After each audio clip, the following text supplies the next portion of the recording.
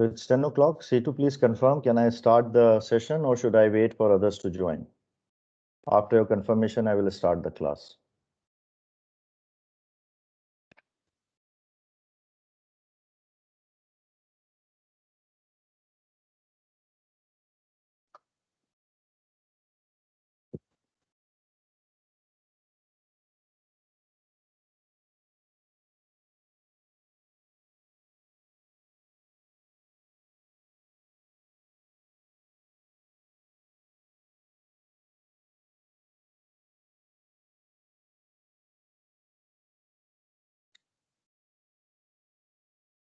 Okay, great. So, Assalamu alaikum. Good morning, everyone.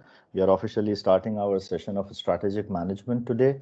Welcome to the course. Let me introduce myself, and then we can hear from you that what are your expectations about this course, and then I will be explaining that how we will be moving ahead today and what will be our logistics and the schedule of today. So let me share first of all the slides, and I believe that you all have received the documents and the slides and everything with you with the assignment. If not, you may contact Ms. Setu in order to get all those things. So first of all, my introduction, and then we will hear from you also. Maybe we have met in any previous course. I am associated with ATMS and SBS since long time, more than 5 years of association now, and I am usually a visiting faculty coming in for management courses. So this is one of the courses which are my core area, strategic management. Some of my credentials are mentioned here. I have been in this part of the world in UAE since more than 22 years, and most of my professional work have been related to management, human resources, leadership, strategy, and planning. And the organizations I have worked for are mentioned here. I am a member of SHRM, Society of Human Resources and Management, CIPD, Chartered Institute of Personal Development, UK, Australian Human Resource Institute, HRCI, Human Resource Certification Institute, USA, IEEE and CCPE, Canadian Council of Professional Engineers. Recently, I have been also given a chair position at the HRPA, Human Resource Association in Toronto, Canada. So this is some of my credentials. Apart from that, interestingly, I have been also doing management audits, and I am also ISO certified assessor for EFQM. EFQM is an European Foundation of Quality Management System, which actually works on the like ISO, but works truly towards enablers and performances of the organization from management perspective. Whereas ISO is good in management as well as manufacturing systems. So these are some of my vaguely presented introduction. I don't want to go in my details. For your reference books, this slide is important. Based upon what we are going to discuss today, it's a heavy topic, and a day is not enough in order to do this. Usually, when you do this in a semester course, in the MBA or the bachelor's program, it is quite extensive course. That's why I have tried to give you whatever resources are possible. 2 books are given to you also as a pack with the materials. Apart from that, I have mentioned here other supporting reference books and other materials which you will be easily able to find out. Some other resources which I have mentioned here: HBR website. HBR is a Harvard Business Review website, APSCO Journal, Google Scholar website. These might all help you in terms of your understanding of this subject. So let's do some introductory discussion on strategic management. I would like a small introduction from the group as well. So any volunteers here want to introduce themselves? Let's give 10 minutes, to the introduction. Don't take please more than a minute. Tell us about yourself, what you do, where you are, and what do you think about strategic management. So any volunteers, please come forward. I'll Yeah. start. Yes, please. Your good name? My name is Susan. My name is Susan Abu Mhm. Dia. I'm working job around healthcare hospital. I'm a Okay. healthcare educator, BLS instructor, heart saver instructor. Oh, very nice. Good. And Mm. what do you usually deliver as a training or courses? A lot of things, everything regarding chronic diseases, COVID-19, vaccination. Okay. These lectures, the lecture that the community and the employees ask for, Very healthcare good. Very education. So, are you having any reporting line? People are reporting to you. Are you involved in management meetings at the top level or your level? Yes, Susan. Sometimes, yes, sometimes. You are asking me? Sorry. Yes, yes, Susan. Uh, Sometimes I used to be before when I was my major was nursing before, so I used to be, but Okay. now focusing on the teaching and the lectures online, virtual Have you ever lectures. involved in any Any policy making, policy any making, policy? any policy? Yes, when Yes, I when was in nursing, I used to do that. Okay, okay, great. Okay, thank you, Susan, for your introduction. Please Thank you. close your mic. And who else will like to introduce themselves? Anybody else, please? Hi, can you hear me? Yeah, so Ashraf, please go ahead. Myself, I'm Ashraf. I'm originally from India, but now Mhm. I'm joining here from Qatar. Great, So I have a vast experience in healthcare management last 20 plus years. So I very have good. seen your university and the beauty is your flexibility as 6 hours in 1 month. That's the beauty I have seen.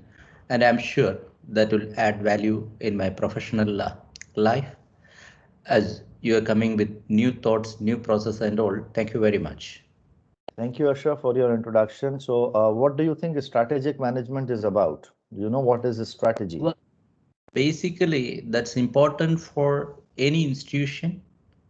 Without a strategy that we cannot grow to the further level and it Mhm. should be properly aligned. As I have been gone through that your few notes and all, and most of the strategy, as I have seen something like a cartoon, yes, only remaining 10 minutes, let's make a strategy. That's why Mhm. most of the business or the people, they are failure. It should be Mhm. discussed in advance and planned in advance. And as you know that being in healthcare or last 21 years, I'm into the management, those are our part. But Very good. sometimes as we have seen that we are also forced to do in sometimes a quick strategy and all, always that's a failure. Very good, Ashraf. See, since you have some sort of management experience with you, you have been involved in this, and I like the words which you used, growth, aligned, plan in advance, culture, acceptance, and so on. These are actually the essence of a strategic thought. And I would like you to be more vocal during the course today and give examples from your own experience that how the way I am explaining things, what value you can add on in terms of examples and your real life experience. See, learning is a two-way always. Some theoretical parts, some definitions, some slides, some cases, and then real life experiences. So that adds value to the whole context. So I will request that you are more vocal today with us. Thank you, Ashraf. Thank you very much. Thank you. Thank you very much. Sure. So, Islam, I think so. You were trying to say something. Please go ahead and Yeah, introduce yourself. yeah, good morning. I'm Dr. Islam. I'm a physician by profession. I'm the head of medical claims in an insurance company in the UAE. I'm Egyptian from origin.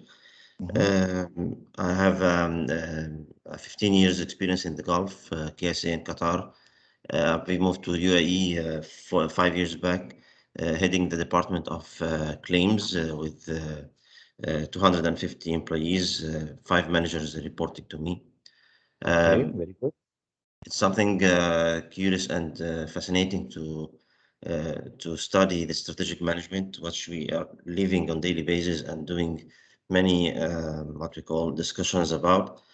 starting from the budgeting and the plans, the staffing, the KPIs, everything related to the how we look at the our missions and how to set our targets within the annual budgeting, or within the even discussions with the board when we decide which business we'll be going to take and which business we're going to leave. Very Thank nice. you, and we'll be communicating within the course, whatever you ask. Thank you very much. Thank you very much, Dr. Islam. And very nice to have people here who are experienced, who have reporting lines, and they are responsible for budgets. They are responsible for communicating the challenges of the businesses with the board or top executives. What I captured from Dr. Islam's introduction is that he has responsibility over looking into new verticals, in terms of organic and inorganic growth in his area. Which things to focus on and which things to put, on a back burner. Similarly, he talked about certain things which are very, very important when it comes to cascading of strategy. With proper governance, with KPIs, with the targets, with the way forward clearly explained, and then to observe that what's working and what's not working for the business or for your particular industry. So these are all important elements, and we will be touching on all these things, during our discussions. And again, Dr. Islam, the request is that kindly please be vocal and let's, help in terms of these hot discussions with examples and your real life experiences. Okay. Thank you. Thank you. Thank you very much. Yeah. Anybody else who would like to come forward and introduce? Let's give 5 more minutes to this. Good morning, doctor. Good morning. Who is here? Yeah, good morning. I am Rosario Chong. I am a nurse manager. Rosario Chong. Yes, Rosario. Thank you. Yeah, I am a nurse manager. I'm working in KSA in a tertiary private hospital. So, And Rosario, how many people are reporting to you? You are managing. yeah, I'm handling the CVT bariatric unit. I have around 12 staff. Okay. Yeah, and What is the biggest challenge you face in managing those 12 staff? the diversity, the Okay. culture, the communication. Very nice. Yeah, Diversity, culture, and communication. These are your challenges which you yeah, usually face. Okay. definitely. So there is a help or not from the top management when it comes to these things. Are they facilitating and supporting you in terms of culture trainings, in terms of awareness on diversity and inclusion, how you are communicating, what type of support is provided? Definitely, we have our top management are 100% supportive. As we are expanding more and more geographically, they are with us and in our strategic values and I need this strategic management subject to to help me more broaden my understanding since we are expanding, and we our leadership is on the verge of transformational leadership ongoing now in No. our So, organization. so, so there is a change of leadership happening, huh? Yeah, we are now on our Okay. transformational leadership, and Mm-hmm. so this course really is definitely very Good, helpful for good. me, Yeah. truly. Thank you very much, Rosario. Thank you. The reason I'm talking to you all is that I'm taking some notes here and seeing that how this will help you in terms of better understanding. There is a small issue when it comes to strategic management. Uh, Kindly please keep your mics closed. The issue is that not everybody gets opportunity to communicate like some people here sitting today, and they are directly linked to controlling budgets or controlling or managing people or planning ahead or have that opportunity to interact, with the board or with the top level people. So these type of people are hardly 10% in the organization. So if you are in the 10%, it's amazing.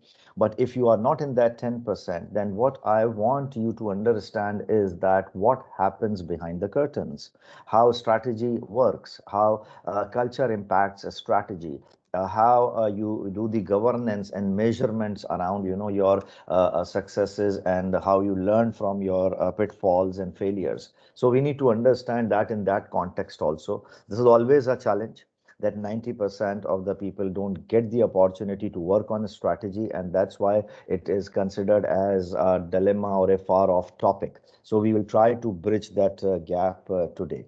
So a certain lady wanted to talk and she opened her camera also. So please go ahead, introduce yourself. I don't remember the name. Please introduce yourself. Shanti maybe, or somebody else. Yeah, so let's take last two, and please go ahead and give your introduction. Good morning. Good morning. Just 1 second. I think so. Shivani is going to talk first. Then please, you can talk. Your Hi, good mic is morning, everybody. good morning. Good morning. Hello. Yes, please. Yeah, we Yeah, can good hear you. morning, Doctor. Yes, good morning. My name is Dr. Shivani, and I work in Al Diafa Modern Medical Center. Mhm, And I'm pursuing my MBA mhm. for my So growth and development.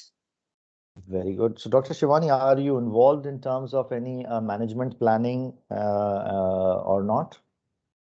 Well, it's not directly, but Mhm. indirectly. That's how I can say How indirectly? Can you give me an example or that. something?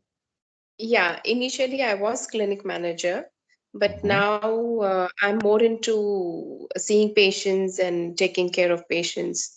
And with the help of MBA, I'm planning to pursue my management skills and Very nice. go further.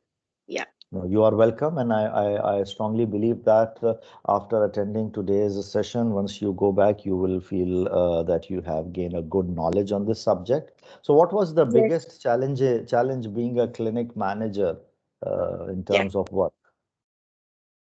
Well, it was not challenging. I mean, I had got my DHA license. So clinic said right now it's better if you just focus on your clinical part, and Mm-hmm. then with time you can enter your management skills again. So I thought Okay, I will join great. MBA and simultaneously I'm just trying to manage, because sometimes clinic also feels that are you capable enough to handle both the situations at a time. Great, great. Thank you very much. Welcome on the course. Okay. Thank you, Uh, thank you. okay. Because I was So, unable to get online at mhm, 10, I was already there, but due to some IT error, it was not possible. So I just logged in again. it's fine. It's fine. Thank you very much for Thank you being very here. much. Yeah. Thank you very much. There was another gentleman who wanted to talk. Please now, the floor is Good yours. morning, sir. Good morning.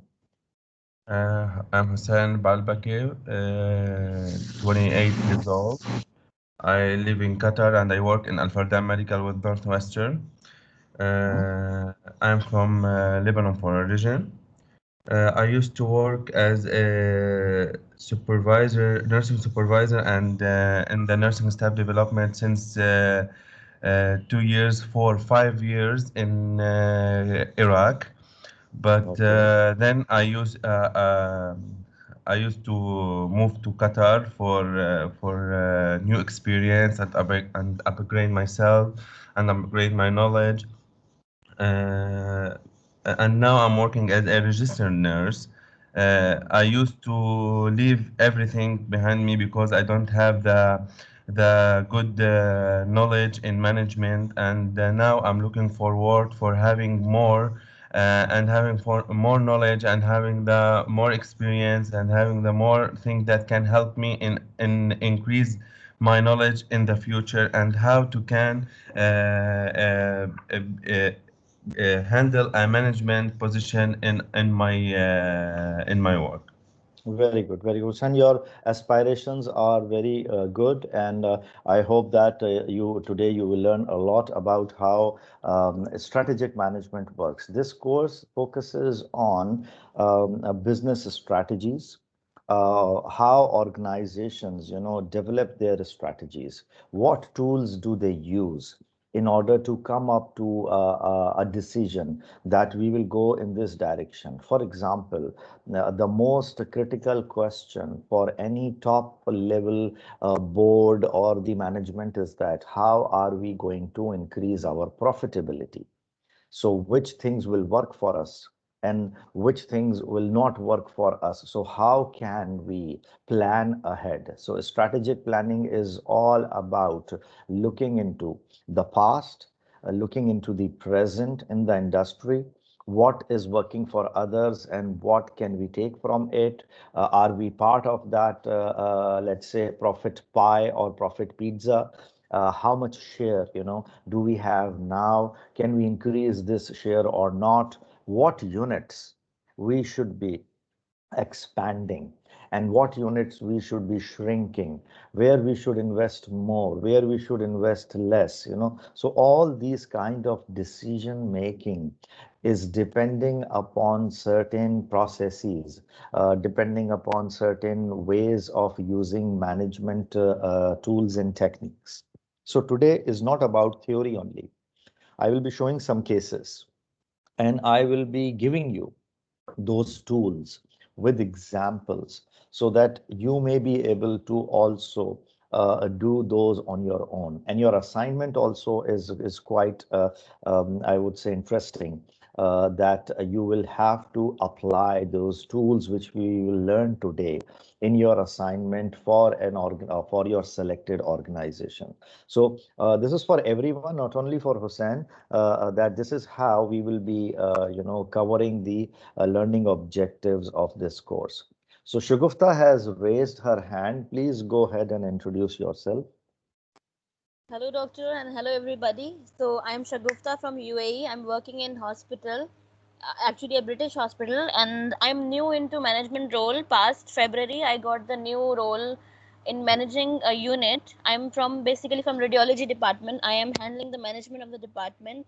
So, I just got enrolled in this MBA program so that I can learn more about the management and how I can improve my department and how I can make it Very successful. good. Very good. So when you are saying that you are now managing that particular unit or section, okay, what is Yeah. your core responsibility? My core responsibility is budgeting, hiring new staff, Very and good. looking Good. after my staff. Actually I have a team of overall 30 staff, including radiologists, radiographers, admin support, insurance, nurses. So these all team comes under me. So my basic responsibility is make sure that my staff is happy, because if they are happy they are going to give good service to the patients, and definitely it will increase our revenue, and definitely the management will also be happy if we are generating more money. Very good, Shagufta. Your direction is very clear cut, and I think so. You have the essence of that management position, especially what thing Shagufta highlighted here is resource management. And you cannot implement a strategy without people. That's why I remarked that cascading of the strategy is important at various levels in the organization. It's the people who at the end are important, and those people are going to make the difference if they are able to understand the correct direction of the management and the way management wants them to lead. That creates the whole the new infrastructure for their implementation platform. So cascading strategy is also one of the things which we will be touching. how do we implement a strategy, and there those things will come, that the human resource aspect or the resource management and performance and KPI management and objectives management will come. So few people have raised their hands. Let me also give them the opportunity. I would go one by one. I think so there are two people raised the hands, Wendy and Ainas. So any of them can start. Hello, doctor. Hello, everyone. Good morning. Good My name morning. is Sophie, and I'm working as a staff nurse in one of SEHA government hospital in UAE. Mhm. Aside from this, I work as an occupational health link practitioner, a quality ambassador, and an education link. And actually, this strategic management is new to me, though I'm not directly involved in strategic planning. But I'm very much interested, sir, to learn about the different perspective when it comes to management, strategy, marketing, finance, and technology also, as well as the competitive advantage. Very good, Wendy, and you are welcome in this course. And the design of the course is very simple. So if you are having a prior exposure to management and strategic planning, very good. If you even don't have that, we will go step by step. So we will touch definitions, we will touch some examples, we will touch, the tools, we will touch the whole process of formulation of a strategy, of development, its implementation, and then its measurement. So we will be covering the whole cycle, and you will enjoy the course. Yes, sir. Very Ainas, good. yeah, thank you, Wendy. Thank you. Ainas, please go ahead. Assalamu alaikum. Good morning, Right. everyone.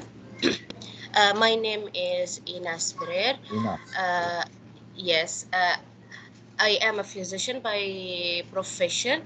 I'm working in actually a private hospital as a quality manager. Uh, that is currently. However, I have experience over 14 years in healthcare. I do have like something postgraduate diploma in occupational health. Then Mhm. I become the quality. I had some courses related to quality. However, I joined this program to learn more about management because what I feel like quality is strategic, like it will give Mhm. the whole hospital overview, it will give the whole plan for the hospital, and overview these plans is run in the right way. So that is Okay. why I joined this program to know very well about it and to understand the main concept and be able to implement it in my hospital. Great, Inas. Thank you, Inas. Thank you very much for your introduction. Let me correct one thing here, Inas, that quality management and strategic management. Okay, these are yes interconnected topics, but actually strategic management is a much higher topic, and quality management is one component under it. So there can be business management, marketing management, information management, quality management, all can be subsets of strategic management. So if, for example, your hospital has an aspiration that they should become the number one healthcare provider in terms of quality standardization, then this is their strategy. So this is the difference between strategy and quality. Now, if this is your strategy, then definitely the whole company or the whole organization, the whole hospital management will work in order to achieve that strategy. And then only the whole setup will be focusing on quality, otherwise not. And to be very honest with you, there cannot be one focus area only. There has to be a strategic focus, which will be three or four components. Like you want to become the best healthcare provider in terms of quality, you want to generate, and increase your revenue by 20%. You have to grow, beyond your current location. You have to add more hospitals, or maybe go global and open, more clinics and so on. You have to acquire an expertise in certain area which is weak now. So there can be multiple focus areas in a strategy, not only one. So this is how, it works. So you will learn along the way. So Hannah Ibrahim, can you please introduce yourself? Yes, good Hannah. morning. Good morning, Salam alaikum, everyone. My name is Hannah Ibrahim. I'm 36 years old. I'm originally from Sudan, but I've lived and worked all my life here in the United Arab Emirates. I'm currently working as diabetes education. Basically, my study was nursing, but then I took a higher diploma and certified diabetes education. So I educate patients and staff and other healthcare professionals for the last 10 years. I thought now about management and about like I would say upgrading my knowledge a bit and like focusing on other than education. My short-term goals is to learn more about strategic management and how to establish a new business. And my long-term goals is to establish my own diabetes education center. Thank you. Very nice, very nice, great.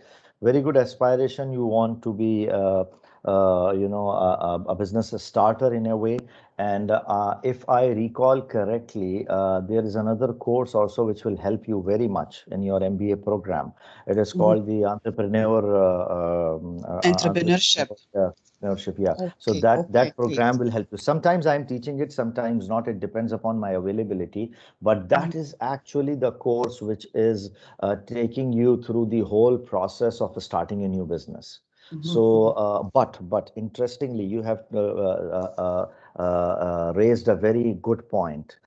Today also, we will be touching around 20% of that course. Why? Because what are the fundamentals of a business, from where the mission, vision, culture, values comes into play is common between that course and this course. Because without these foundational pillars of a strategy, a business cannot work. So that is the common elements between those two, and I hope that you will enjoy the course, Hannah. Thank you very Thank much. you, Dr. Farhan.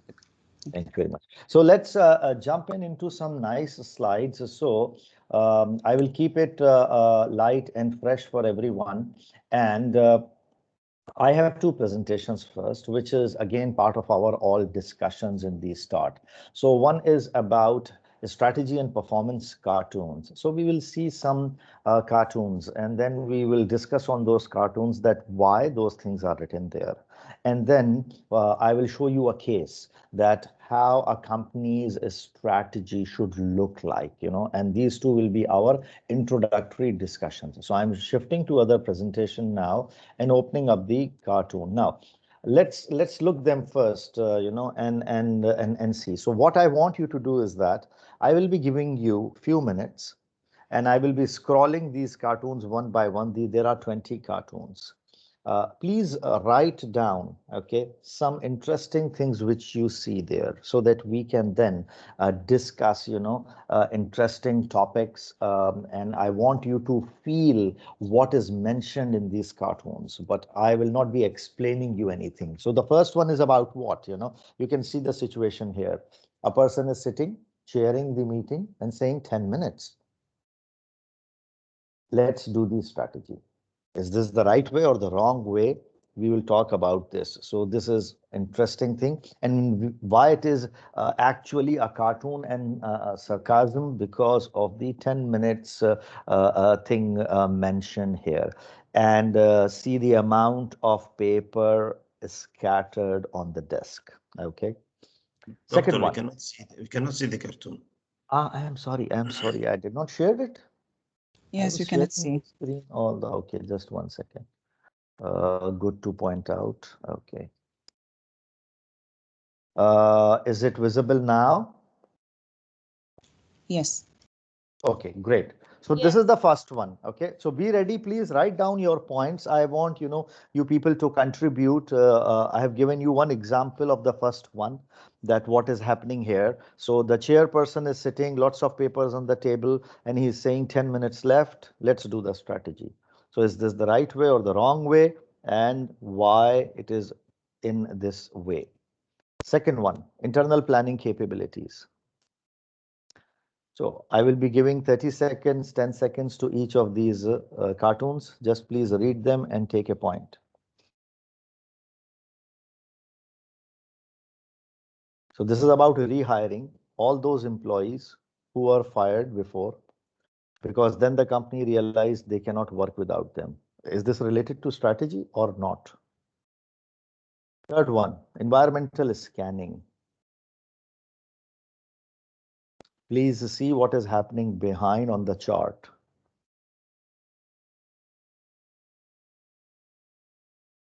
The real world. What does this mean? So let's stop here and talk about first these, then I will go forward. So any idea what is happening here? Anybody would like to say anything? Any comments from anyone? The first one, as I said from, can you hear me? Ashraf, Yeah, I with can you. hear you. Yes, Yeah. sure. I'm going back to the first Yeah. one. All right. The first one, and most of the institution, especially, when we are comparing to, especially the GCC countries, the people are in hurry, and sometimes the decision will be very fast. As I said from my introduction talk. So basically, this is what most of the institution they are suffering, because Okay. the management, they are not understanding the reality, how important the strategy, Very and good. that Very lead good to point. failure. Very Because good point. basically, yeah, when there is a strategy, it need more discussion.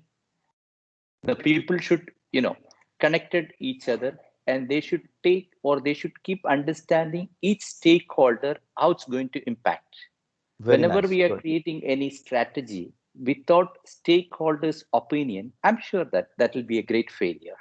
So this Yeah. is what here we can see that, and sorry to say that, especially that we can find in that, our places, the people are in hurry and they need a decision quickly. Just they want to conclude, and they want to say that everything is fine. And later, stakeholders, and when you are looking into their business, they all suffer because of this quick action. And sometimes we need quick action, but not in the strategical part. Strategy will be always discussed, and it should reach from top to bottom level, and everyone should understand what is our strategy, how we can implement, how we can make into the next level. Thank you very much. Great input. Thank you. I would like somebody else to talk about this one. Anybody would like to comment?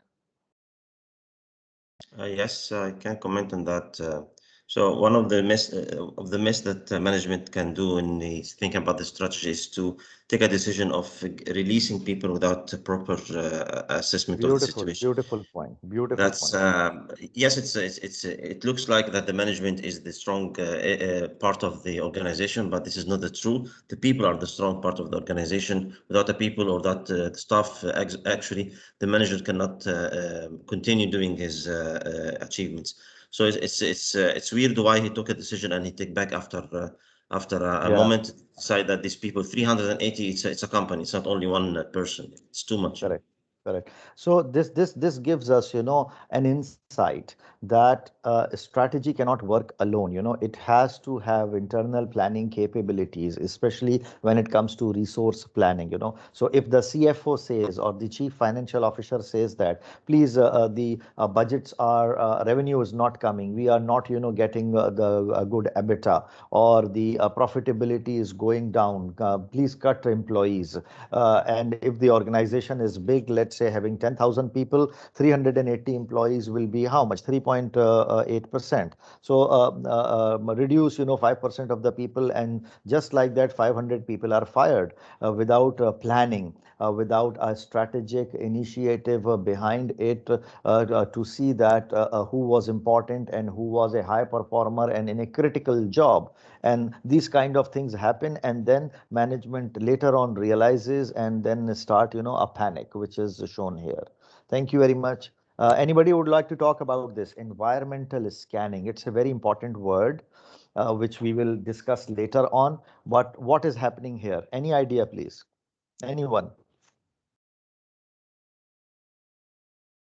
What the chart shows us. So this is all about what is happening around us. Certain businesses, industries, geographical locations will have challenges of up and down. So this kind can be top management sitting and looking into and discussing globally, with their other offices. So all the business worlds are interconnected. What is happening in one part of the world affects the other part of the world. That's why the scanning word is used here. So Europe's budget is shown in the back, that it went up, it went down, it went up again, and now with all the support maybe from the European Union and others, the budget is trying to be a hold through that rope so that it will not go down. So it's very, very important that when we talk about a strategy, we have to scan the whole situation around us, whether it is from our industry or whether it is from our geographical location, wherever we are doing the business, and also global interventions of business practices. So those all things which have to be considered. Okay. Any comment on this one? The real world and why it is written not recommended. What is going on here? So continuously the profitability or the performance chart, is going down zigzag. And then one person is trying to push the numbers up. But is he trying to push the numbers up on a real basis or a fake basis? It's a fake basis. It's fake basis and it's not recommended. So in the real world, sometimes the numbers are populated or the numbers are inflated. So that inflated numbers are not the representation of your real businesses. And if that is happening, because of certain regions, this is bad management, devil's management, not recommended at all. And due to this, companies go bankrupt. That's why there is a very strong governance model which has to be followed in organizations. There are audit committees. There is a Sarbanes-Oxley model which has board of directors, which has your external auditors, internal auditors, your NRC committees, which actually see that power is not in the hands of a few CXOs or CEO or COs. They are also going to be subject to evaluation and they cannot play with the numbers. Outside auditors, outside quality ISO management or EFQM management organizations come in and check what is going on and give the real scenario out. Okay. Let's see this one. Anybody would like to comment on this? KPIs, key performance indicators. So how the blood pressure is connected to the stock exchange. So do you feel this pressure? Yeah, your Yes, life I is guess. he's putting his life in comparison to the what's happening in the business. This is too much. Yeah. So there are certain, let's say, situations. There are pressure, which are created by management, and that actually does not help people, and it creates, let's say, bad work-life balance. And this should not be prolonged, if it is happening for a certain reason for a short duration, it is bad, but then in some ways it is, let's say, acceptable, but not on a continuous basis. I read a research report very recently, which is on employee burnout.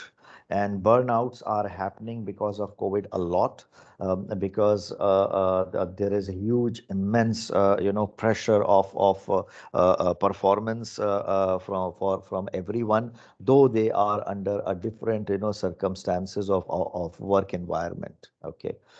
This is also interesting, giving very same message that what is your KPI ratings, and they are compared with the pain chart, very similar. Okay, personal targets is also again connected. Now, see this one, this is interesting.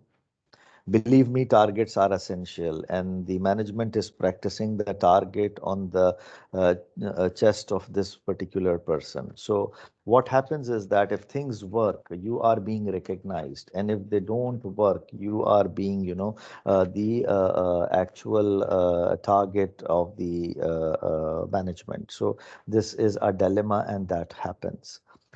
Smart targets. This is interesting one. Please give it 1 minute, look into it, and then somebody can comment on it. The line is very interesting at the bottom.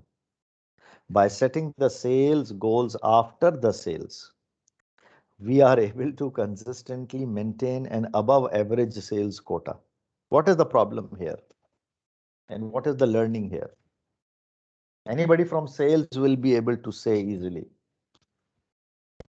We should put the goals before starting the sales or Beautiful, marketing. beautiful. Yes, yes. So goals are not set after, something has happened. So it's not a post, situation. It has to be a pre-situation that goals are set first. Then in order to reach to those goals, efforts are put. But what is happening here is that the management is just looking at sales and then trying to take an average of all those and putting it as a quota or a target. This means that you will always be above the target. And why the salespeople want to be above the target? What is the reason behind that? Anybody? To get more profits? To get more profits, to be incentivized, to get their commissions, to get more and more if they are always above the target. But again, this is a poor management concept which is reflected here, that since a strategy was not implemented properly, targets were not set properly, salespeople are enjoying that they are setting the target on the fly, on the go, which is not good management style.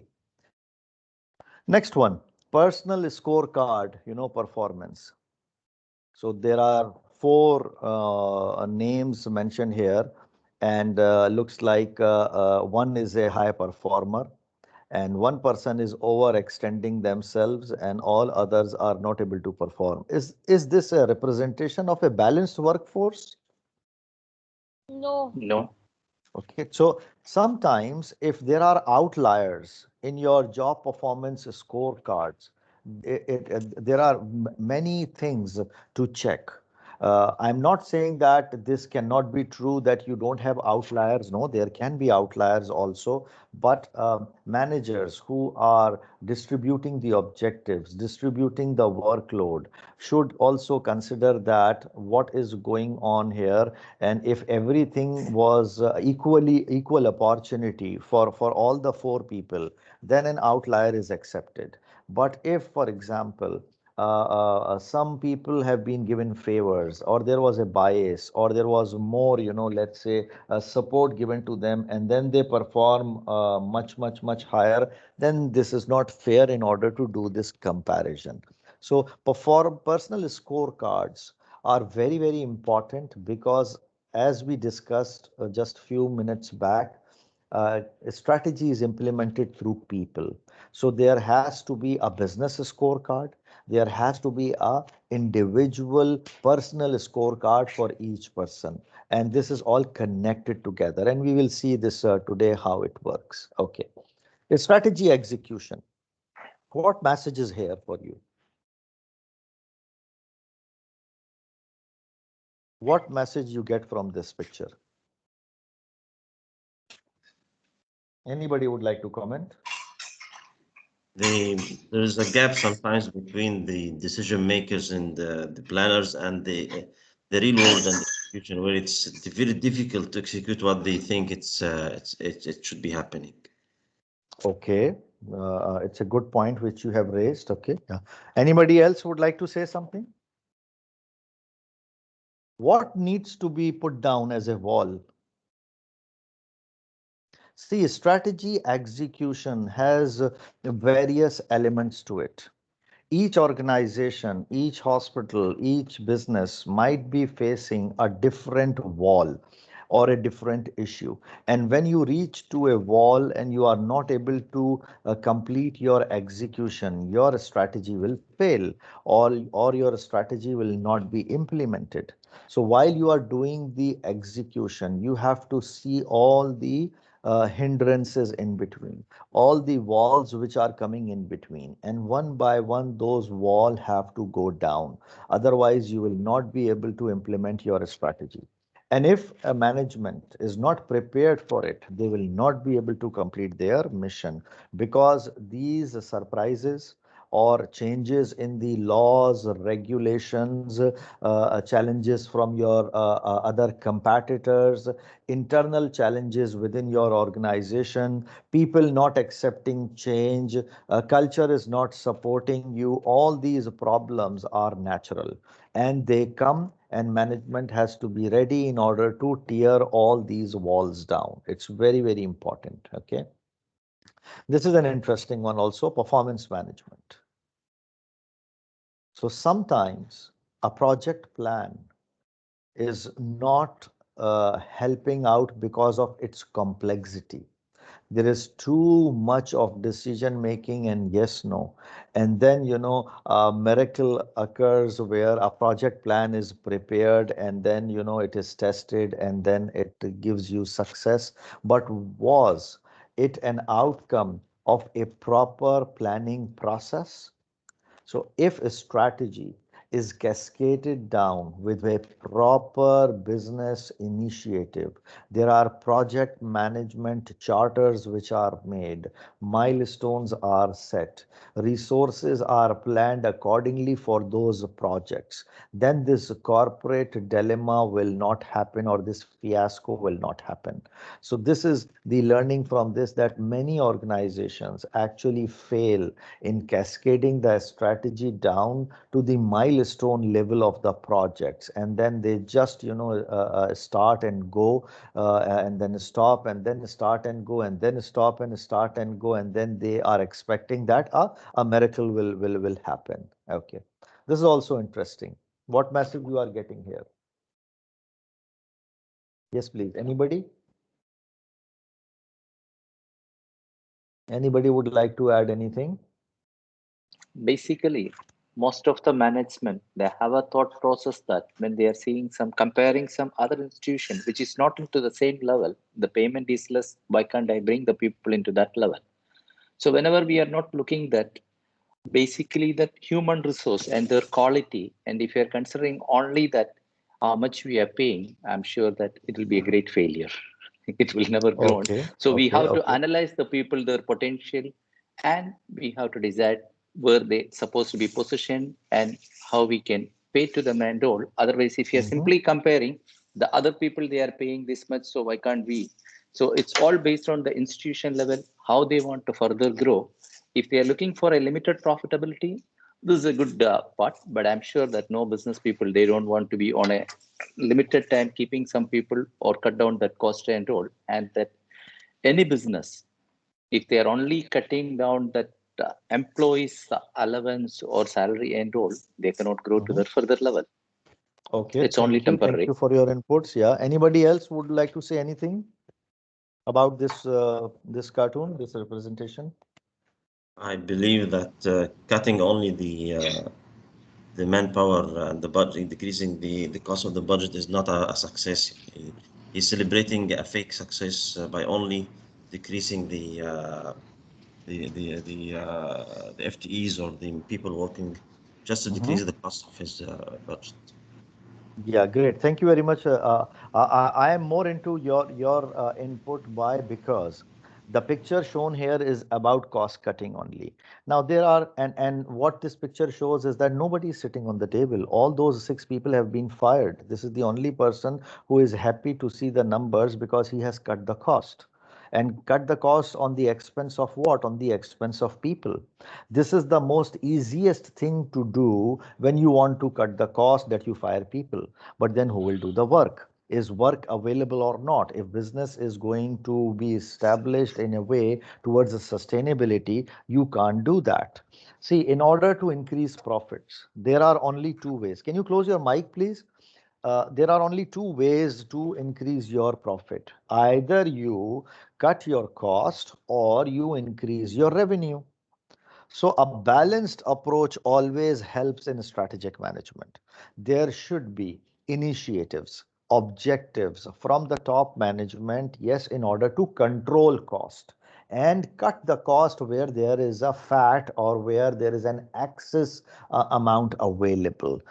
And at the same time, in order to balance the profitability, there has to be ways thought about through marketing, through new channels, through acquisitions, through mergers, through partnerships, through ventures, that how can we increase our revenue base. So if both sides are taken, so remember please, revenue has to be increased, cost has to be maintained or reduced. If this both strategies will combine together, then this type of situation will not be there, that manpower and cost cutting will cost cutting will not be focused only on manpower, but it will be focused on other elements also. So this is a very important, concept which is shown through this cartoon. Okay, performance reports. Now this is also a simple one which happens with us a lot of the time. Anybody would like to say anything about this one? Interesting one. What is the negative message here? It's not giving the reality. It's only they need the manipulate, and they want to put in that board of directors, they are doing great things. Yes. And nowadays it's happening at that, yeah. The corporates, they want to manipulate, yeah. Yeah, corporate annual reports actually is a commitment for the shareholder. These reports are published in the stock exchange if your company is listed in the stock exchange. Your shareholders, your other stakeholders, your investors, okay, all are actually depending upon this corporate annual reports of profitability and sustainability. If you are faking those reports, through creative manipulation and through creativity of your team members, it's horrible way of doing management. Okay, and if this is happening or not, I will not comment on that, but this is a dilemma of the corporate world, that we push for numbers. Okay, this is interesting. Some are about MIS, management information systems. So I will pay you to take back the system you sold me. So this gives us something interesting to us, that systems sometimes don't help. So if a good MIS system is there, it will help you in terms of it's a backbone of IT capability related to automation, related to robotics process, let's say support, all information reporting, big data. But And some also the organizations difficulty are to not set. use. Sorry? And also the difficulty to use from others, from the other staff also. Of course, of course. So it's not about digitization or digitalization only. You need to see what is the capability of your people. You are right. Are they able to ready and absorb this digital transformation? Can they use all these tools with the simplicity or not? So IT person thinks that everybody is like them. And it can easily be, understood and handled, but that's not the case. I hope so. You have some good experiences on this. So this one also is about MIS. We have already got one, a hidden microphone in the staff coffee area. This shows what? How They are IT spying. security. Yeah, spying. So IT security and IT security infrastructure, whether it is your email infrastructure, your intranet tools, your security cameras, everything is viewable. Management knows Remember that whatever you are doing, whatever you are talking about, there is capability with your IT and IT security team and your other security, let's say, setups, that things can be known to the management. So remember always in your mind, nothing is hidden while you are at work. Rewards, win-win philosophy. Now see what is going on here. The profits all are going down and it crashed drastically. And in the background also some industries are shown. So I can't believe it. This is when I sent out a company memo advocating a win-win philosophy. This means that the strategy failed. The day the management changed the philosophy to a win-win philosophy, the company actually performance crashed. This shows us wrong change management or wrong kind of message passed on to the people, where they became nervous, they became demotivated, and that actually impacted the culture and which impacted the strategy. There is a very interesting line from a management great thinker. His name is Peter Drucker. And Peter Drucker says that culture eats a strategy for breakfast. I will repeat again. Peter Drucker says that culture eats a strategy for breakfast. This means that whatever strategy you have, if you don't have the right culture in your organization, the culture will eat the strategy in the morning. Forget about afternoon, lunch, or dinner, okay? That even you will not be able to survive a day with that strategy if you don't have the right kind of culture. And what is culture? Culture means the way we do work, the way we do business, what values we believe in, how we collaborate with each other, where is the agility and teamwork, okay, how we are empowered through resources, how our management treats us, where is the rewards and recognition, and so on. So if, for example, employee motivation, employee happiness, employee engagement, and rewards and recognition are not set properly, the culture of doing the business will be impacted. Once people are impacted, the culture is impacted, strategy fails. If it is impacted in a negative way. Now, to make it, correct, if everything is done in the right manner, then the culture actually will support the implementation of the strategy. Now, performance appraisals. So this is the situation we face every year. So anybody wants to comment on this?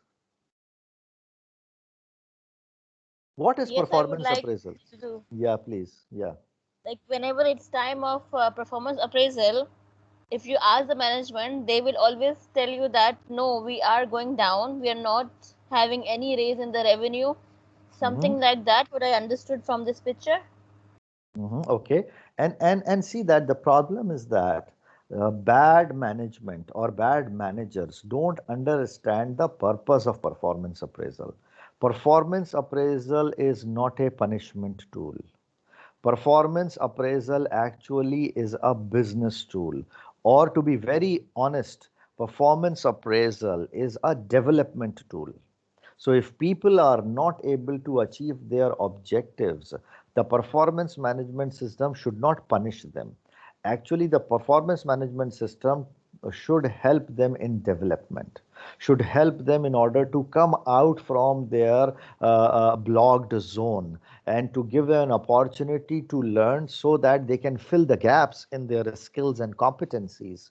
And then they are given the right kind of training and environment and projects, and then they can flourish. And if people will flourish, their performance will improve, it will impact positively on the business performance. So this is how the management actually, who has managers which are not trained, or they are given wrong guidance in order to use the system in a negative manner, impacts the whole company and the whole organization. Okay, leadership. So this is interesting one also. Um, I would have exhibited more leadership qualities if someone would have told me to. What do you get from this slide? The person standing actually is saying this. So management is expecting that people or will take some more additional work responsibility or leadership role. Ownership.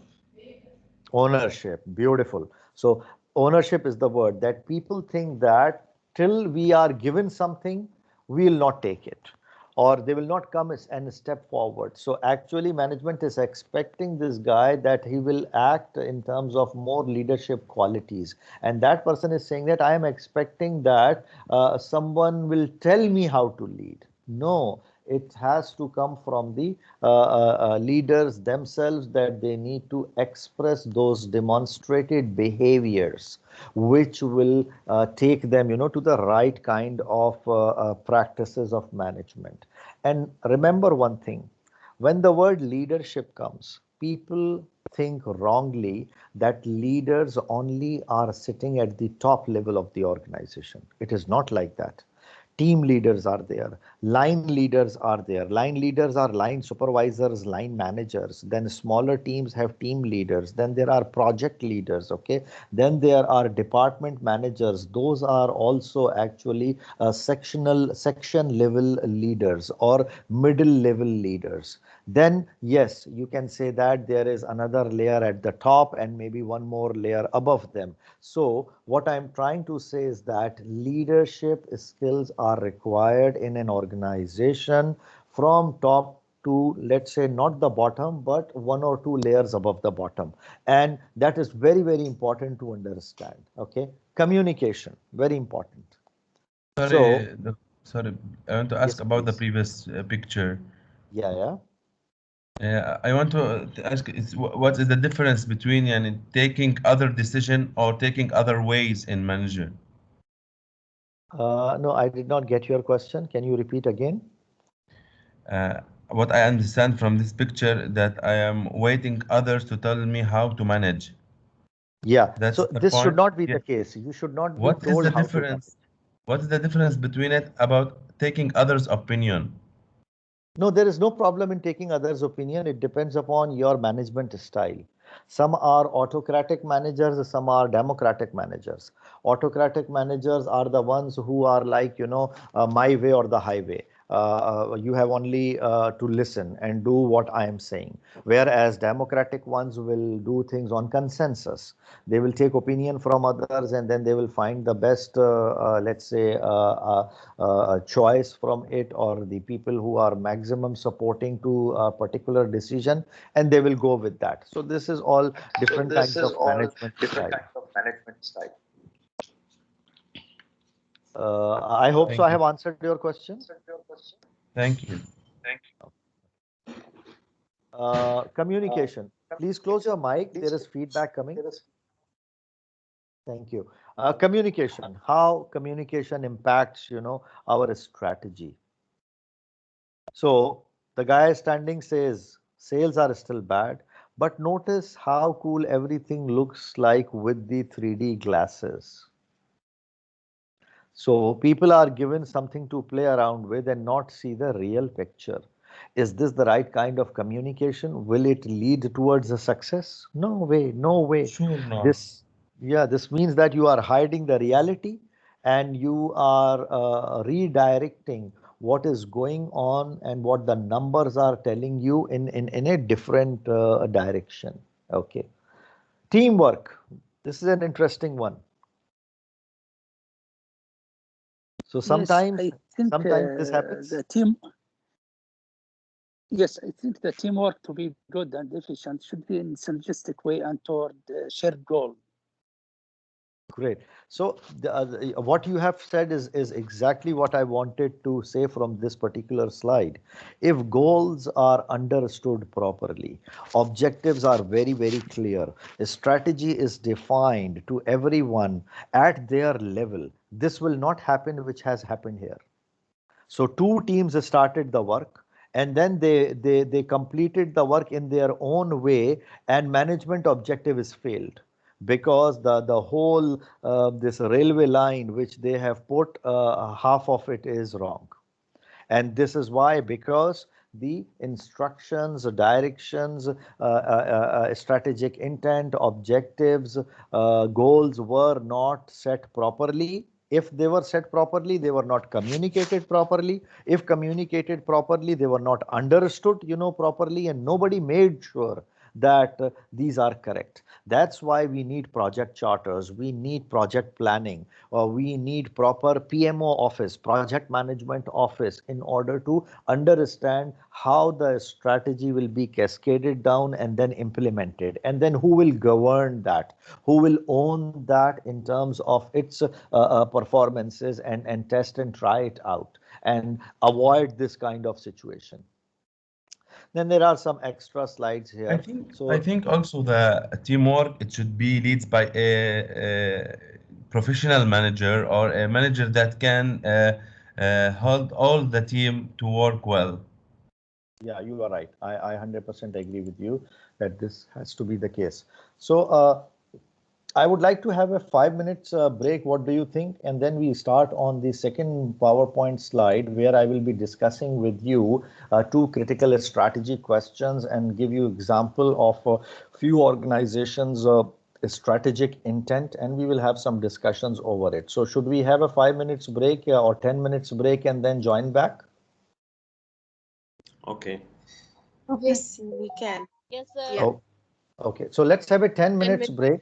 10 minutes break. Okay, I'm writing here, and then we will join back after 10 minutes. Okay. So 10 minutes from now, and I will write the timing which is there on my PC right now. So 10 minutes break, and it's showing 11:10. So we will be back at 11:20. This is UAE time after 10 minutes. Okay. Thank you very much. Let's have this break in order to refresh, and then we will continue. Thank you.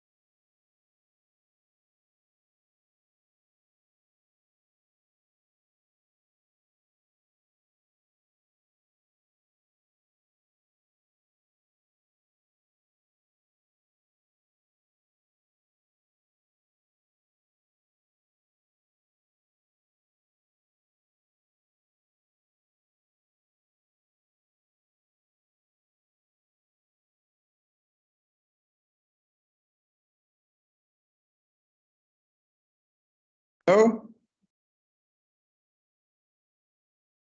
Hello? Hello?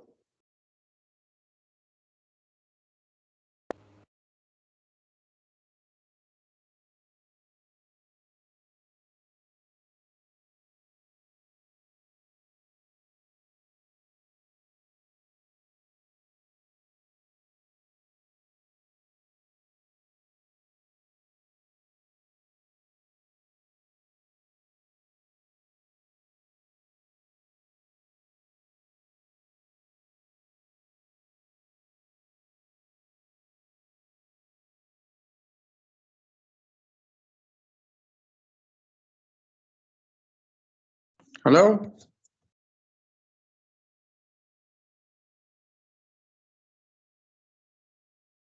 Hello? Hello, yes, Walid.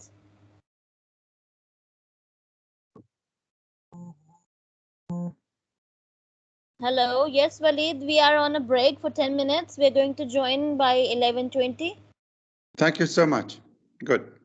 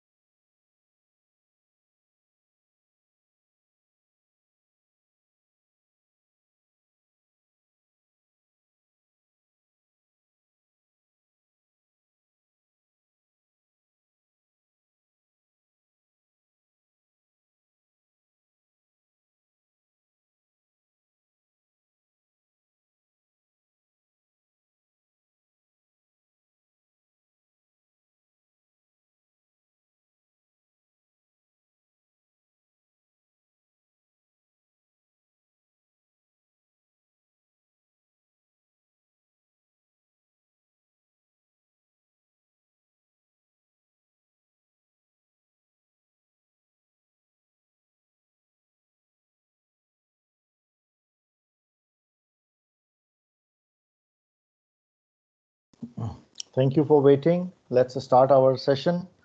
Our break is done. Uh, just please confirm everybody can hear me clearly. Yes, we can. Okay, Yes. great. Now, in terms of logistics, today it's around 11:24 here, and with respect to the Friday prayers, will it be okay to give a break at around 12 o'clock and then resume back after 2 hours? What is your take on it? That's great. That is great. Because Okay, in Sure, Qatar, doctor. yes. Qatar, the prayer time is 11:30. Definitely, we have to go there. So 11 will be the ideal time. Okay, so what I'm trying to say here is that after 35 minutes, I will give a break, okay, which will be 12 o'clock here in UAE, and then we will resume back after 2 hours at 2 p.m. In the afternoon. Is it okay with everyone? Perfect. Yes. Thank you. Yes. Yeah, great. So we will do like that. Please close your mic and camera. Okay, thank you. So going back to the slides now, I told you that I will be again continuing the discussion with the two critical strategy questions. So these are interesting slides which are coming up, and what we have discussed since morning till now, we will see now some practicality of those things. Okay. So the major question which comes for management is that can they summarize the company's strategy in 35 words or less?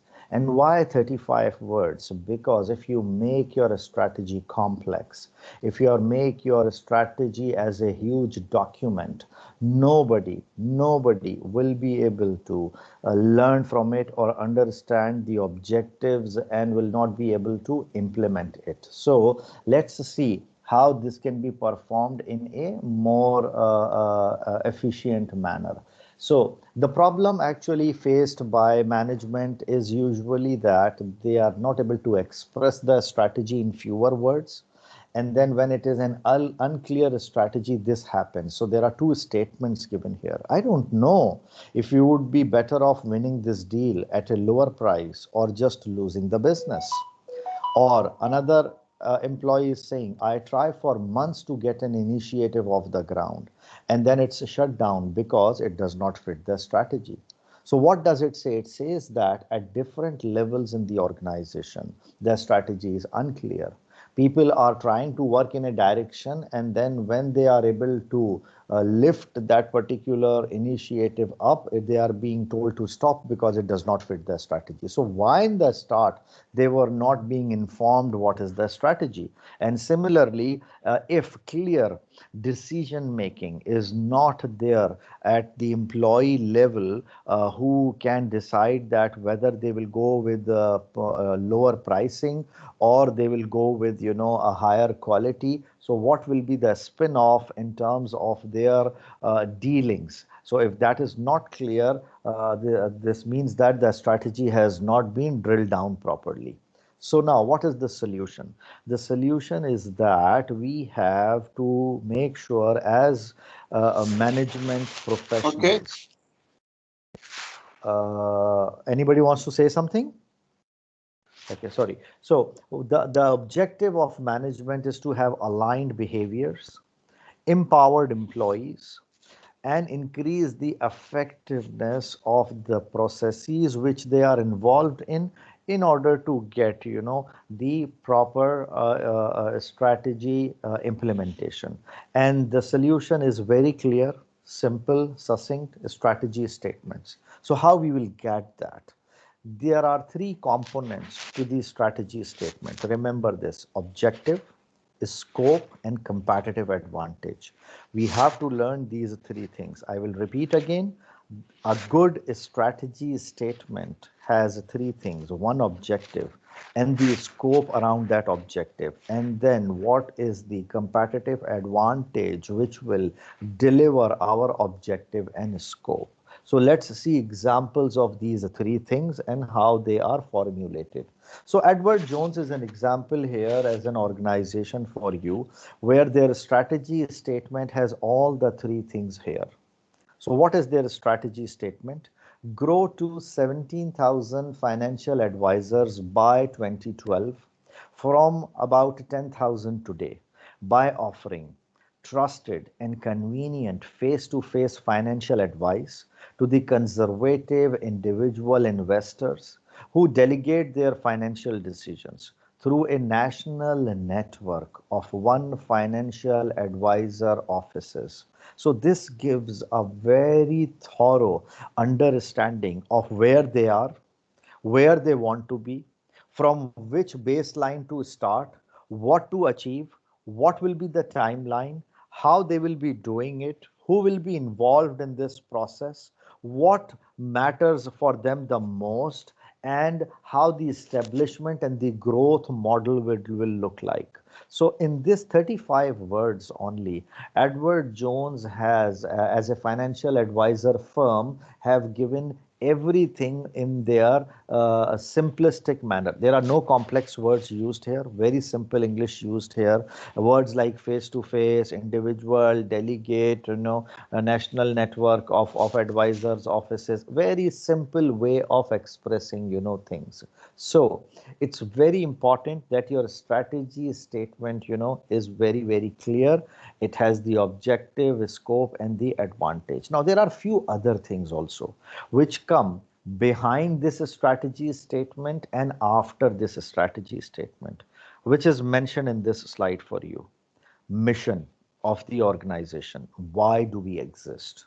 Values of the organization, what we believe in and how we do business. So culture, how do we do business? The values, organizational values we believe in, come here. Are we a customer-centric organization? Is a team collaboration our value? Is faster decision-making, trustworthy, quality, integrity is one of our values or not? Then what is the vision? Vision is that what we want to be. So people always get confused between mission and vision. Be very clear in these two areas. Mission is why we exist, and vision is what we want to be. Okay, what we want to be is a futuristic state. So the future state, the future capability which will take us there is important here. The last one, balance scorecard. That is very strong component, and this tells us that how we will implement our strategy and how we will monitor, our strategy. So anybody here knows about balance scorecard? What is a balance scorecard? Anybody knows about it? Anybody would like to comment? What is a balance scorecard? Have you used it in your organization? No one has used it? No, I haven't. No Okay, idea. let me take you to the slide of the balance scorecard.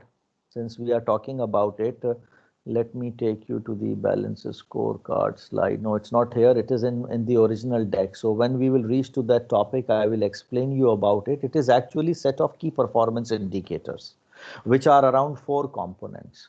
So there is a customer component, there is a financial component, there is a process component, and there is a learning component. So 4 ways in which a performance of the organization can be monitored is through a balance scorecard. So there is a person by the name of Robert Kaplan. Robert Kaplan actually did his research in the late 70s and early 80s, and then he realized that organizations need to take a balanced approach when they are going to monitor the implementation of their strategy. And he advised that balance scorecard is the best method of doing it, where all the different KPIs will be there. Usually 16 to 20 KPIs or key performance indicators are there in a balance scorecard. Okay, now going back to our topic. So we are talking about what? We are talking about objective, scope, competitive advantage, how these 3 things fit in your strategy statement. So about objective, what is objective? Objective is a single precise goal that will drive the business. And the important thing is that it has to be very specific, measurable, and time bound. If you are not identifying what you have to achieve as a number, and if it is not measurable, and if it is not time bound, then it is not an objective. Let's go back to what we saw here. So see here, this is what is objective, that we need to grow to 17,000 advisors, and the time is what? By 2012. From where we are starting today is 10,000. So this is a very clear objective, and this is how it fits, in a specific, measurable, and time bound definition. So sometimes an objective is very broad and open.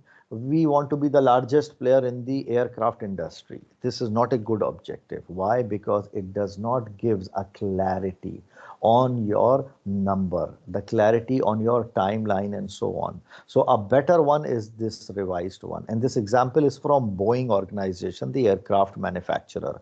So then a revised statement will be much better, that we want to be the most profitable player in the aircraft industry.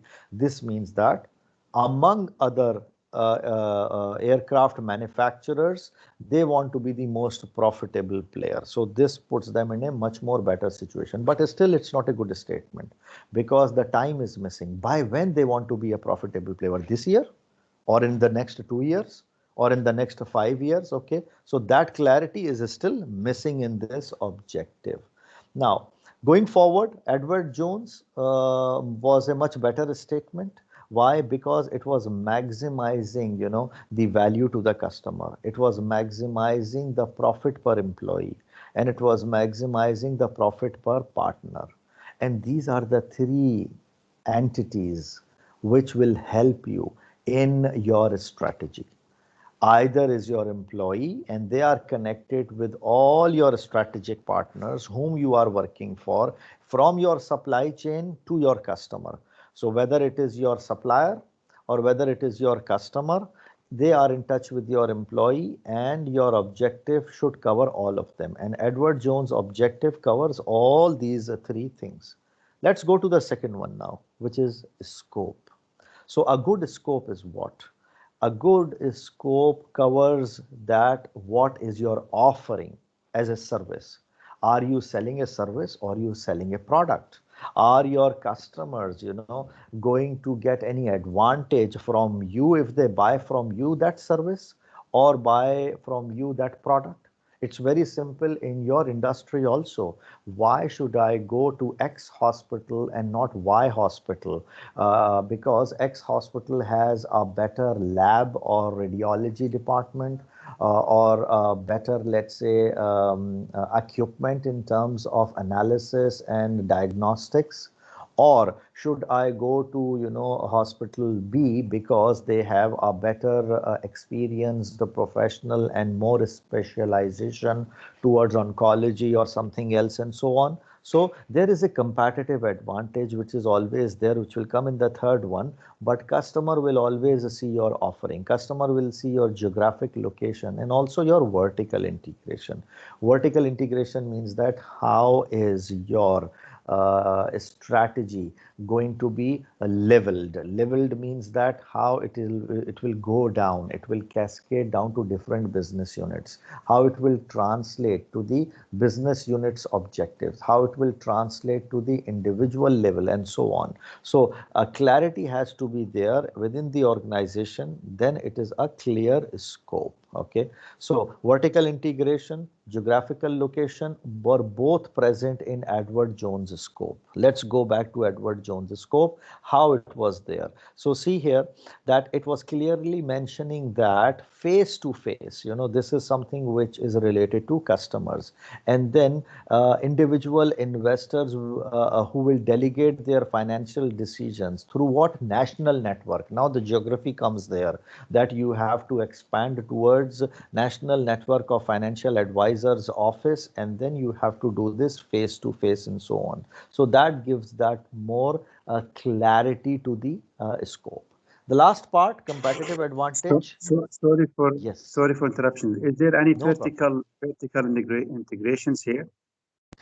In the Edward Jones statement, you are asking? Yes, please. Yeah, there is. If you see that the delegation part is there, that how the financial decisions will be taken and how the individual investors will be involved, in this, let's say, strategic statement. So that gives that particular advantage. And then what offices will be involved, in what geographical locations. This is all the systematic integration components which are mentioned in this statement. It's a simple one. It can be more detailed, but the example here is keeping the word count to the minimum in order to express. So have I answered your query? It's okay? Yes, thank you.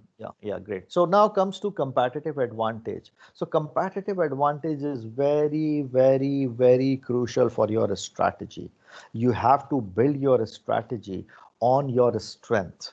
And competitive advantage is all your strength areas. And because of these strengths, people come to you and select you. So that leads towards how you will do a combination of your customer value proposition and your unique activity. So something which you have and others don't have is unique.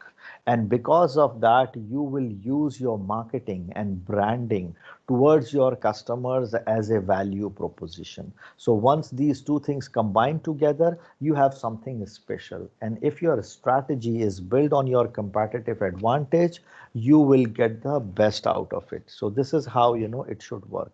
Now let's see competitive advantage of Walmart.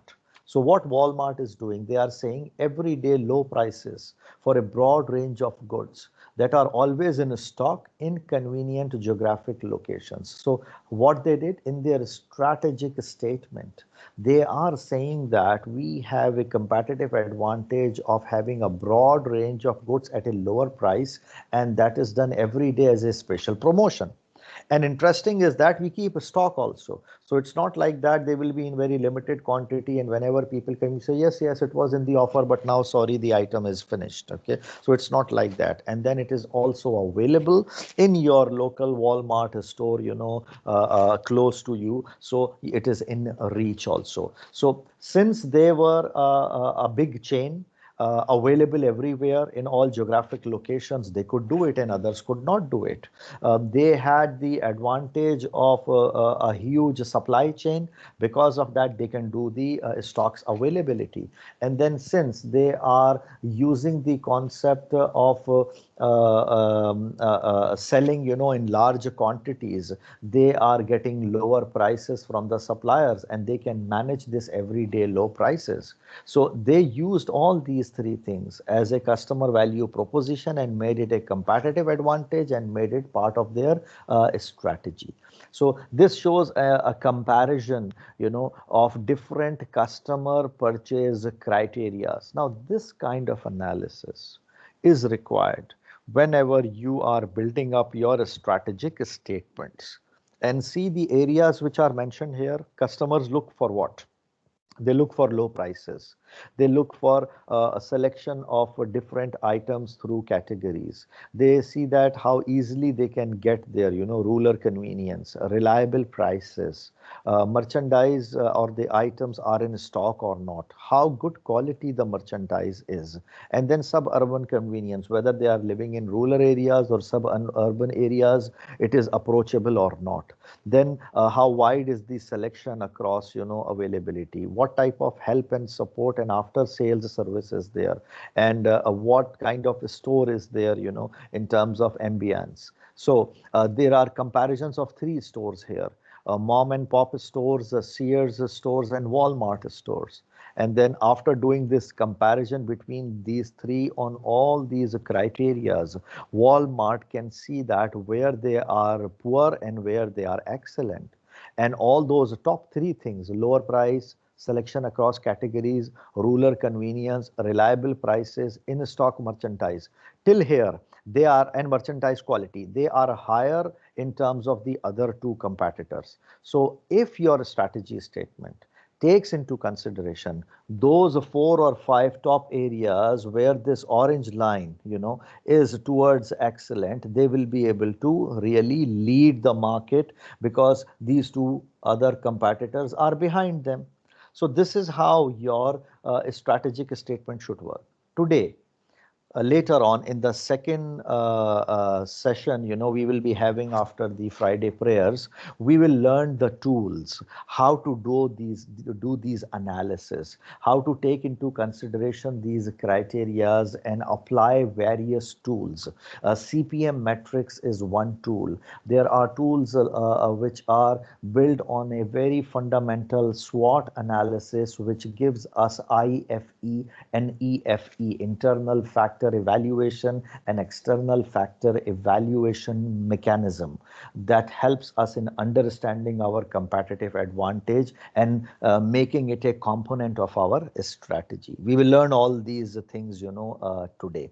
So this is the graph which shows Edward Jones' unique activity. So previous example was Walmart. This is an activity diagram which shows how unique Edward Jones is in terms of location, broker type, and one financial advisor per office. So they actually made this diagram in order to compare themselves for the target customers based upon various processes they have in their service offering.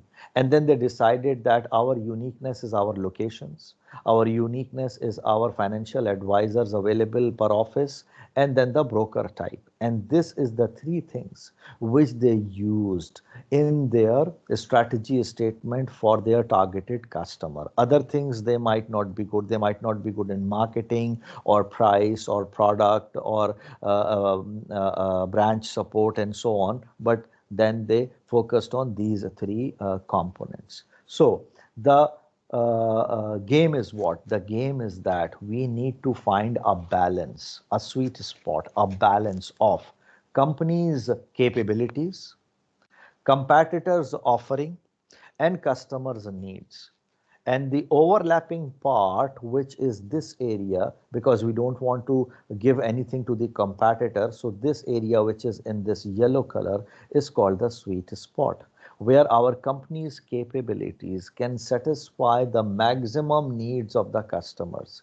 So whether it is in terms of technology, demographics, regulations, service offerings, quality, approach, reach, price, whatever it is, this is what we need to find in terms of the strategic intent. If we are able to find that through various tools which we are going to study today, then the strategy will work. Now, here there is comparison of two companies. Merrill Lynch is one and another is LPL Financials. So see that how their customer value proposition and unique capabilities are being combined in order to give a sweet spot. So Merrill Lynch says that we will provide all financial needs of our high net worth customers through retirement. So from start till the end, our customers, when even they retire, we will give all kinds of financial needs. Whereas their competitor LPL Financial is saying something else. They are saying we will give individualized solutions to the highest payout for brokers. So they are focusing on brokers, and through brokers network, they are going to serve the customers. Merrill Lynch is doing it one-to-one with their customers. What is the unique capability of Merrill Lynch? They are having highly trained brokers and in a big quantity, and they have product specialists which can give everything. Whereas LPL Financials have low overheads, they don't have direct brokers with them. So they go to the brokers and they work through external brokers, and they have a small headquarter staff. So that is not, their area, let's say, of strength. But then what they did, they actually came up with a unique capability that's satisfying the customers, that since we don't have this, we are going to give you this through another sweet spot words. Now, at the end, the most important thing is that having the right words in your strategy statement, that they cannot be misinterpreted. So language and the communication and the selection of words have to be very simple and segmented. When I mean segmented, I mean to say that for different levels in the organization, there will be different type of understanding. So the more you keep it simple, the more, easier it gets. For example, in the same Edward Jones examples, there are certain words used here: conservative, investors, financial decisions. So these words can be interpreted in a difficult manner. So if there are more lighter words possible, why not, to use them? Or then check with your corporate communications team, your branding team, your internal communications team, that how more simplified words, can be put there.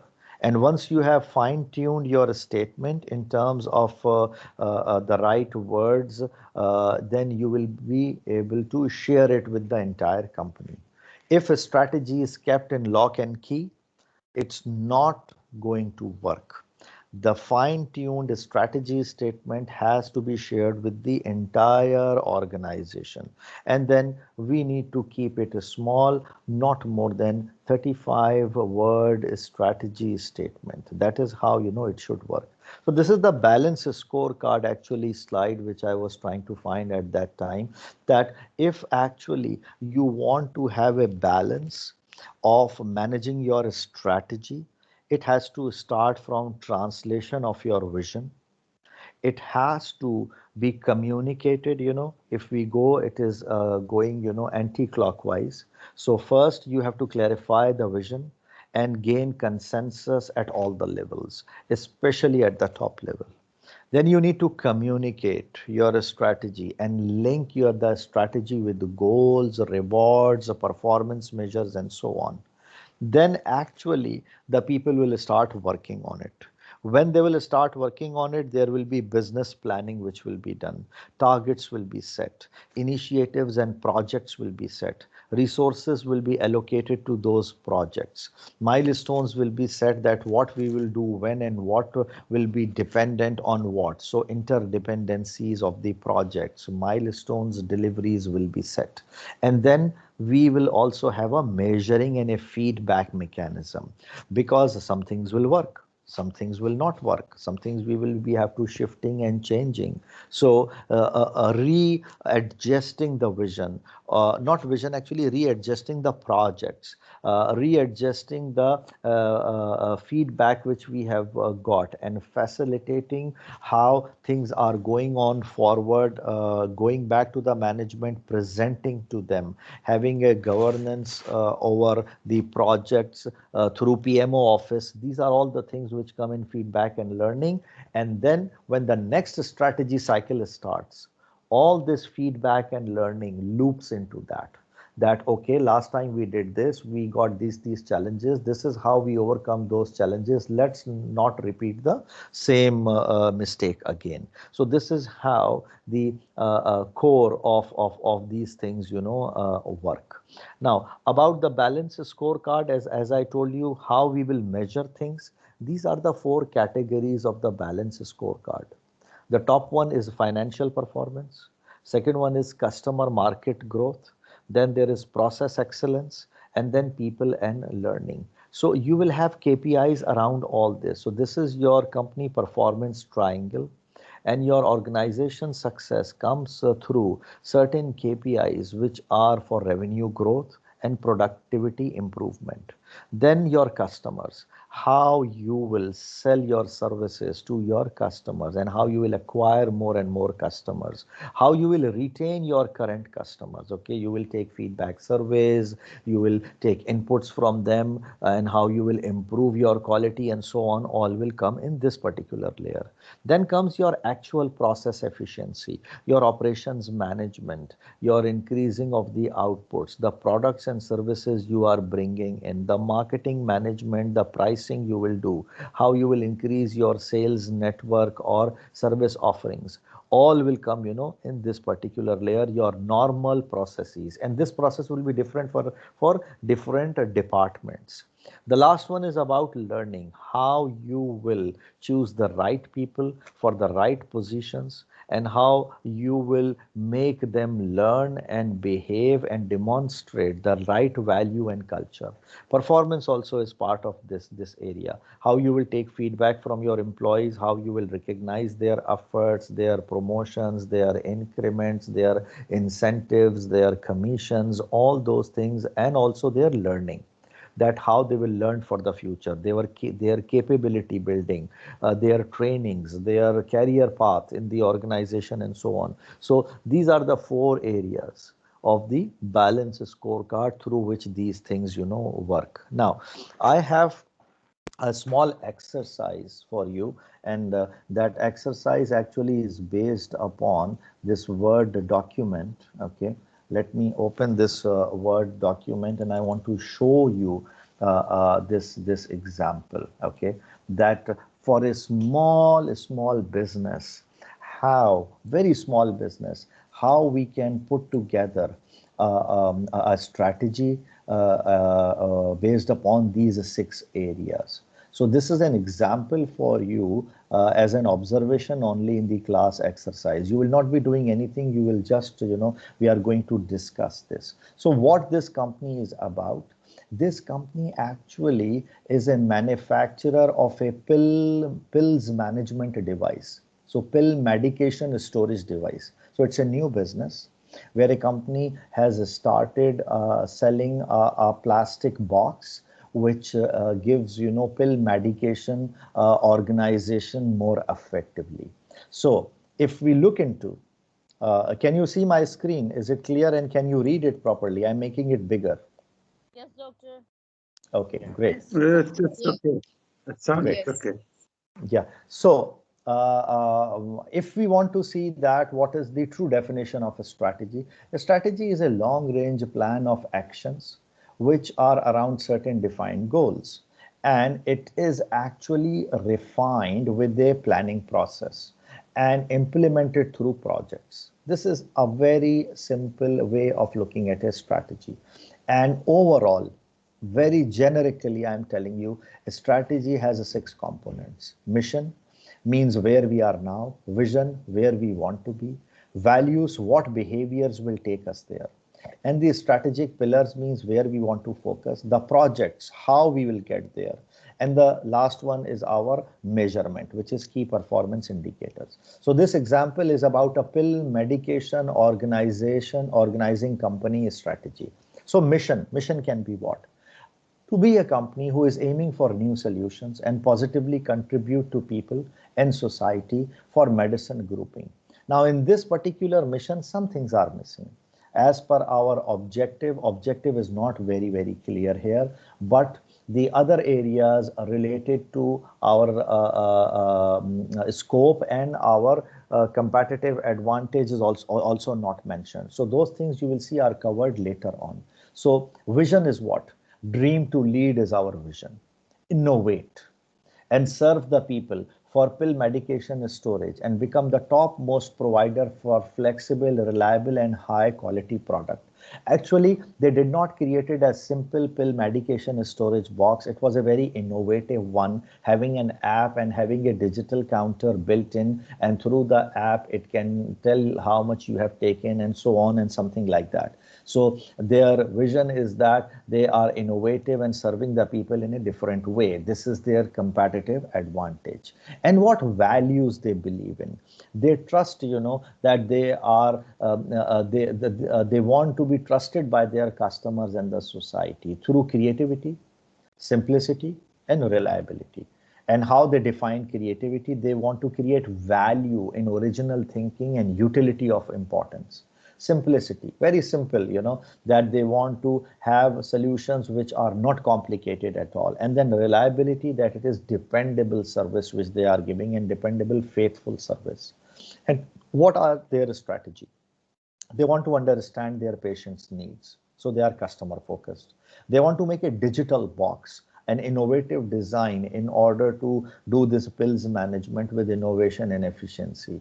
And they want to have high quality standards. The materials they are using should not have any toxics. And they want to make commercial profits through good pricing and good manufacturing, and then taking the solution to the people door. So logistics also is their strategic pillar, that people should not come to them, they should be going, door to door to sell this product. And then how they will be doing it through these 5 projects. Project number A, they will run patient survey to understand their customer. They will do market research on existing solutions and then innovate a digital box for the pills. Then they will go for ISO quality certification so that their quality can never be compromised and it has international certification. And then they will go for a good manufacturing contact in order to build and have this device ready. So this is their manufacturing contract. They will not manufacture themselves. They will find a solution for that. And then transportation and demos for customers at their premises. This is one of other projects. So this is how the company will be formed and the company will be delivering the things. Now, any questions in this, please tell me. Any questions you have? Is it simple? Is it clear to you that how a new company can go forward in their business? Yes, please. Any questions? Everything clear here? Yes, it's clear. Okay, so this is a true example for you that what we are trying to learn, here is can be, given a proper thought and things. So I will stop here for the first, session. And then we will, when we will come back, we will start with slide number 25, and I will explain you that how all this can be brought into a strategy house, and how that strategy house can be cascaded down then into strategic pillars and project charters and milestones. Then we will go into the theoretical part of our course. So practically, I'm trying to make a case here that you understand what a strategy looks like for organizations and established in a way. And then we will go into the nitty-gritties and the how part. Okay. So if there are any questions, please ask now. Are you comfortable the way the course is going forward? Any feedback and any adjustments you want in my tone and speed and anything? Should I slow down or increase the pace? Any feedback for me? For me, it's great. For me, it's great so far. Thank you. Thank you. Thank you very much. It's good. Thank you. Thank you. So let's have a break More now. interactive. Thank you. So It's let's very, have a yeah, very break now. interesting. So we will be Thank you. back. So we are having a longer break. I will mention lunch and prayers break, and we will be back after 2 hours. Lunch and prayers break. You can stop the recording, please, from the ATMS side, so that we get this 2 hours. So 2 hours break is there. We will start the session again. Start session at 2 p.m. UAE time, I am mentioning. So see you then after 2 hours. Thank you very much and stay safe, please. Thank you. Thank you. Thank you. Please stop the recording kindly. This is for C2. Please stop the recording now. Thank you.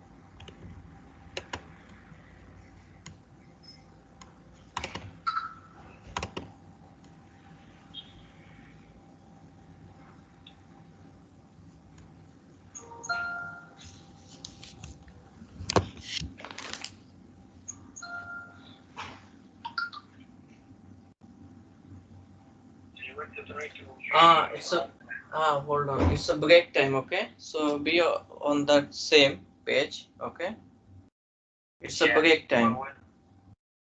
Now break time. Yeah, it's a break time. Let me check when they will start again. Okay.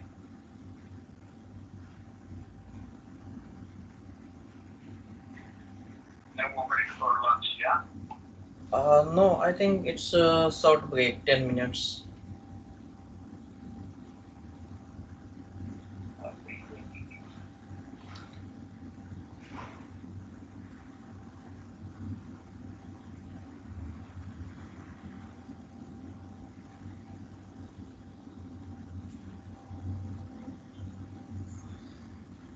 So,